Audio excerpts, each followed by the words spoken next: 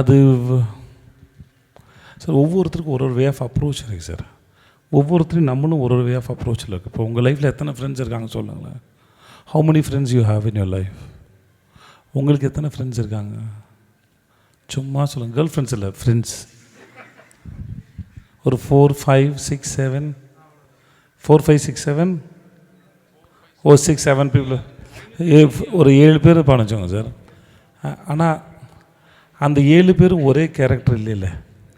7 பேர்கிட்ட ஒரு விஷயத்த பேசும்போது நீங்கள் வேறு வேறு ஆளாக தானே பேசுவீங்க.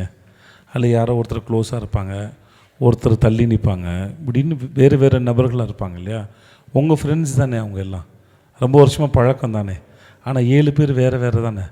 அப்போ எவ்வளோ பேர்கிட்ட கதை கேட்குறோம், அவங்க எவ்வளோ பேர் வேறு வேறு இருப்பாங்க. அவங்க எல்லாருக்கும் ஒரே ஃபார்மில் ஃபாலோ பண்ண முடியாது sir. Sometimes some energy, some people, the way they behave, something அந்த மாதிரி இருக்கும். சம் பீப்புள் அவங்க கதையை ஒரு நிமிஷத்தை சொல்லிடலாம். சம் பீப்புளுக்கு 1/2 மணி நேரம் ஆகும், சில பேருக்கு 5 minutes ஆகும், சில பேருக்கு 2.5 hours ஆகும், சில பேர்லாம் 5 hours தான் சொல்லுவாங்க. நான் வெற்றிமாறன் சாரை ஃபஸ்ட்டு வடசனையில் நான் நடிக்கிறேன் சார்.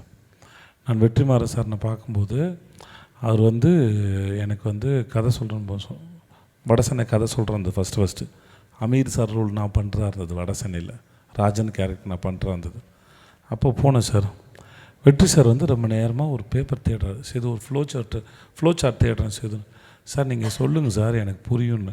இல்லை சேது நான் ஒரு நிமிஷம்னா தேடுறாரு. ஒரு 10 minutesல ஒரு பேப்பர் எடுத்து வந்தால் ஃப்ளோ சார்ட். அந்த ஃப்ளோ சார்ட்டை வச்சு ஒரு 5 to 6 hours சொல்ல வேண்டிய ஒரு ஸ்டோரியை 15 minutesல சொன்னார். அது 15 minutesல ஸ்டோரி புரிஞ்சிருச்சு எனக்கு. ஸோ ஒவ்வொருத்தருக்கும் ஒரு வே ஆஃப் டெய்லிங் இருக்குது. எல்லோரும் ஒரே மாதிரி சொல்ல முடியாது, நம்மளும் எல்லாரையும் ஒரே மாதிரி ரிசீவ் பண்ண முடியாது. பர்சன் டு பர்சன் டிஃபர் ஆகும். புரிஞ்சுதா சார்? இப்போ இவர் என் ஃப்ரெண்டு, அவர் என் ப்ரொடியூசரு. அவர் என்ன சொல்கிறாரு, சார் நான் ஒரு கதை கேட்டேன், ரொம்ப ஃபென்டாஸ்டிக்காக இருக்குது, ஒரு 1 hour கேட்டால் சரியாயிடும் சார் அப்படின்னு சொல்கிறேன்னு வச்சுக்கோங்களேன்.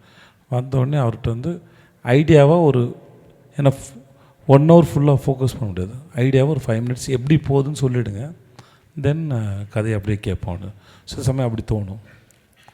சில டைரக்டர்ஸ் விரும்புவாங்க, சார் நான் ஸ்லோவாக போகிறேன், நீங்கள் அப்படியே கேளுங்க ப்ளீஸ், இல்லாட்டி என் ஸ்டோரி ஸ்பாயிலாக நினைப்பாங்க. அப்போ நமக்கு டைம் இருந்தால் உட்காந்து கேட்போம். இந்த மாதிரி ஒருத்தருக்கும் வேறு ஃபார்மில் இருக்கும்.